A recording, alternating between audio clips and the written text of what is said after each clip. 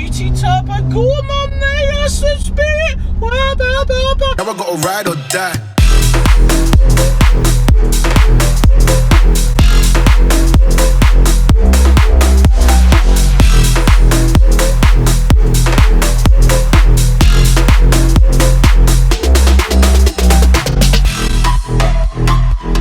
We're interrupting today's video to give a massive thank you to today's sponsor, Yes Auto. Yes Auto is the one-stop shop for buying any car, with an experience that's always easy and enjoyable. Navigating onto the website, you can select each brand that you want to look at, each model, and even down to colour variant. You can also select through the images, as well as looking at brand new cars in 360 degrees inside and out. I myself spend a lot of time just looking at cars for sale, so it's awesome to jump on the Yes Auto website to have a look at cars for sale. You can even do a smart search on new and used cars with an option to select cash price or monthly costs. Their aim is to make car buying easy and enjoyable. Yes Auto are the one-stop shop offering a simple, impartial way to configure and compare new and used cars from almost any manufacturer, with a whole load of clever tools and media content for total reassurance. Once again, a huge thank you to Yes Auto for sponsoring today's video. There is a link in the description to the Yes Auto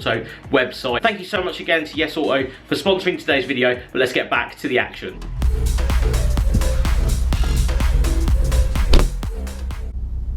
Weird. Super weird. So welcome back to the channel, guys. I thought I would do a final drive, so sit back and enjoy, of the RS3. We'll chat about what this year and a half meant to me to own this car, the emotion behind this car more than anything, because away from all the silly comments and stuff about me selling cars and stuff, there is actually a very emotional, I know it's a bit sad, isn't it, car guy that absolutely loves cars, and it's sort of like, I'm not going to say it's a medical condition, but there's definitely something wrong with me, I know that much, because I love cars so much. This is my 2011 Audi RS3 8P, a car that I originally lusted for when I was around 20, 21 years old. This is, you know, 10, 11 years ago now. And at the time, I had a 1.6 litre Volkswagen Golf FSI. I couldn't afford the GTI. They were literally so much money at the time. I think they were around £15,000 at the time, which is, you know, these days they're relatively cheap. You know, you can get a very nice one for under £5,000. These days, yes, they are cheap. Those days, you know, 11 years ago, the goal was a GTI. Couldn't do it, so I replicated one on a 1.6 FSI. And we're going to a car show one day. I think we were going to Santa Pod, and this is where I sort of knew one day I would like to own one of these cars. I was going through Hindhead Tunnel, if you guys know Hindhead Tunnel, in Portsmouth, driving through there on the way to a car show, and this white 8P RS3 changed down and disappeared in front of me, and I knew at that point I was going to get one of these one day. It was going to be a car that I would add to my list, my personal list. You guys out there should have a list too of cars that you want to own and enjoy and modify at some point. This was one of them, and still to this day, I cannot believe that car that drove past me that day, the excitement, the raw feeling that I got from that time in my life, going, oh my god, I'm never going to be able to afford one of them. And here we are. Yes, it's 11 years later, and yes, I'm selling it, but that is just unbelievable to me. And that's sort of where the love for this car really started. And then Haven't Car Company, again, shout out, they got this in, and love at first sight for me. It really was love at first sight for this 8P RS3. It was running the Stage 2 MRC package, basically, where it was running around 440 brake horsepower. At the time, that was insane. It still is insane. I am never going to doubt the idea that over 400 horsepower in a small car like this is just insane.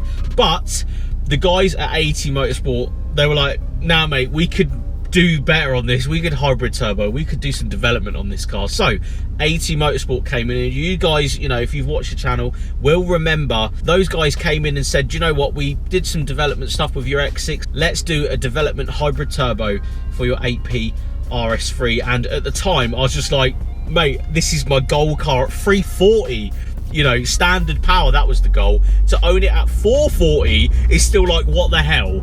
And then to own it at 520 horsepower, we'll just go into manual mode, into sport, into second gear. It's nice and warm, a little bit wet, but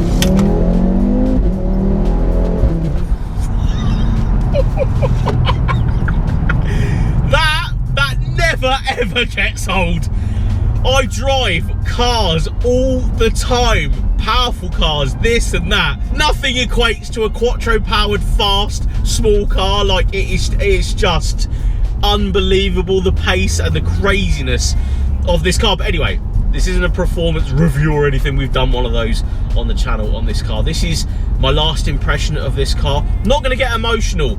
Some people like, oh my God, you get so emotional about cars, you're so weird. And it's like, but I really, really love the idea of the emotional attachment to cars and the fun and the excitement you get out of these sort of machines, and how you're able to develop them into, you know, bigger and badder versions of themselves from the factory. You know, 340 horsepower, yes, at the time that was insane to put in one of these. I think Chris Harris, shout out, was like, oh, they understeer and this and that, and I get that, they do actually understeer, but I think every Audi platform seems to understeer quite badly. You're never going to feel that on the road unless you're really, really hurting it. It's just, to throw that sort of power through a car this size still baffles me. It's still something. I don't ever think I'm going to get something or develop something faster than this car, unless you're going serious power in something four-wheel drive, which I don't think I'm probably ever going to be able to financially do. You know, it's a lot of money to build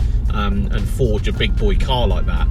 So what has it meant to me to own this car? Well, it's really meant the world. It was full circle for me. I was able to get this, you know, thanks to you guys watching the channel and having Car Company coming through and sorting out a fantastic finance agreement. In fact, there is a lovely Starlet behind us. You guys won't be able to see it, but that's a lovely, lovely car, that is. But yeah, like the idea of owning this car, and not necessarily having it for a short amount of time, because of course I have a list of cars. I need to sell a car to get into another car. I can't, you know, like other YouTubers have a million cars sat doing absolutely bugger all, because I don't make enough money to do that. I would love to do that at one point, don't get me wrong, but that's just not the reality of, you know, you guys, me. I'm just, you know, relatively normal in that sense. I need to sell a car to get into another car. That's just sort of how it is. But I feel like I've really accomplished what I needed to do with this car. I, you know, wrapped it with the guys at the Vehicle Wrapping Centre. They did a fantastic job with what I believe to be one of the dream wraps that I've always wanted to. And I do throw the idea of a dream around quite a lot, you know, FYD, follow your dreams. But this was the dream. At one point I, you know, went home and went, God, one day I'd love an AP RS3. Now we're here on the end of it. It's so rewarding for me to have enjoyed this car, done so much with it in a year and a half that we as a channel, and you know, the people that have enjoyed this car with me, have developed parts for it. What we've done in that short amount of time, including COVID, is biblical. It really is. And the fact that I'm on the other side of it, I feel like I've really completed this car. I know a lot of people out there that would think completing a car is keeping it for a long period of time. That necessarily isn't the way I see it, because if you've completed a car and you've enjoyed it and stuff, and there's another car out there that you could financially get into, it's all about finances these days. If you could financially get into another car that is, you know, going to reward you in the same way, and it's another car you can tick off the list and all this sort of stuff, I think you should be going and doing it. It doesn't mean that you shouldn't enjoy the car you already have, because I enjoy this car, you know, a lot. We've had the dogs in it, we've had, you know, the school run multiple times over my ownership. We've done so much. We've gone on holiday in it. I've taken it around a track. I've driven it to Essex, London, you know, Manchester. Like, I've literally taken this car absolutely everywhere. It's been so enjoyable. At the same time, the idea that this is a comfy super hatch or hot hatch, whatever you want to call it, or hyper hatch, is really, really apparent. It really just is everything to a hot hatch owner. I feel that the prices are going up as well. Of course, I'm not going to review this car or do anything silly like that, but I do feel like these cars are going to be financially not necessarily going crazy. I just think they're really going to hold their money for a very long time, and then going forward, you know, one day 20-30 years down the line, they will be sought after, sort of like the S2s, you know, the wagons. I do feel like they have literally gone insane. They have financially, because there's not too many of them around. I think there was over 700 ever made of these AP RS3s, and that will be obviously reflectant one day down the line when when people want them, when people are buying and selling them. And I do think this is going to be one of those cars that is going to command a lot more money at some point in 20 years time, though not right now, but I do feel it's going to be something down the line that people are really going to lust for. But yeah, it's weird from an ownership point of view, and you know, talking to future Jamie, you have really enjoyed this car. You've enjoyed it as much as you can in the circumstances of the world at the moment. You know, there was a very long time when we couldn't travel in any of these, you know, cars. I couldn't travel for work, which is what I do for a living, the channel and stuff. But we still achieved, and I still ticked off what I believe to be the fastest, most insane car I'm ever going to own. I don't think I'm ever going to be able to go any further power-wise, speed-wise. I'm never going to be able to achieve this car again, I don't think, and I'm absolutely fine with that. I do feel like I've really ticked the hot hatch box here. I don't think I'm ever going to be able to get into another hot hatch knowing full well that I've owned this one. I could, you know, get into a newer RS3, do more power, all that other stuff, but I just don't feel like I would get the same sort of connection, because this was a lust car, just like the 106 was and stuff. Oh, GT Turbo, go on there, that's the spirit. Do you know, notice he didn't go flat taps on that. Nice overtake, there's a learner driver in front of us, doesn't really matter, but he weren't flat taps, and I sort of wanted to see him do flat taps then, a bit of a shame, but at least you saw it. Lovely car, that, all black. Whoever you are, shout out on the Isle of Wight, nice car. But yeah, like, as an ender, this car is now going to go on to, you know, if you guys have got this far, thank you very much for watching. I'm going to let you into a little secret that you already know, because I think it'll already be up. I bought the Cadillac back. If that's a reality and that's what's happened, holy f. But this car actually goes on a trailer, and then it will go, which is, again, very, very strange. I sort of am happy I've even been able to own a car like this. Put it in sport mode down here, lovely bit of road. I'm so happy that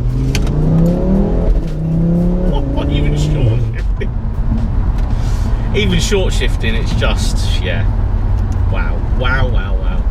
But yeah, the next owner is really going to enjoy this thing. I'm so happy that I've been able to enjoy it in the period of time that we've had with this car, in the financial circumstances and stuff. But yeah, as I'm going to say it again, and there's going to be people like, oh, dream car, you're so sad, blah, blah, blah. But as my literal forever car, no, I'm calling it a forever car, it isn't a dream, it's a forever car, comes back to me, as that car comes, this car goes. And that's a really weird thing. They're not you know, financially tied at all. That isn't swapping this whatsoever. That's just sort of how it's happened.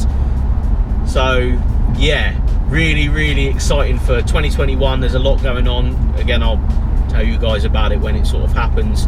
Just really wanted to reflect my last couple of miles in this thing, because again, it will be going on a trailer to Haven Car Company. Anyway, I think as the rain starts coming in, I'm going to end this video. Thank you so much to the AP RS3 for being everything I wanted it to be. There's been no shortfall in this car whatsoever.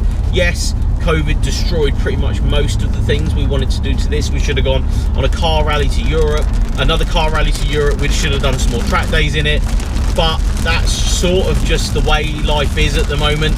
A lot of people out there are compromising, and I don't see me keeping this throughout this entire year being a compromise. Just knowing it was in my possession was enough. Anyway guys, thank you so much for watching. As the rain comes in, I'd like to thank you all for watching. If you did like this video, please give it a thumbs up. Again, like I said in the last video, if you have an idea as to what I should get next, let me know below. If you've got this far, thank you so much for continued support on me blabbing and talking absolute rubbish in these videos about cars that I would say are relatable. You know, I'm a car guy, I love cars, I love the sentimentalness of owning a car and, you know, enjoying the drive and daily driving it and the smile on your face. And ticking a gold car off your list. I think everyone out there should have a list, but you know, I perceive cars very differently to some people. I get very emotionally, not necessarily emotionally attached, but I get emotional about a lot of things. It's really weird. Anyway, guys, it's a medical condition. It's official. Anyway, guys, thank you so much for watching. I'll see you on the next one.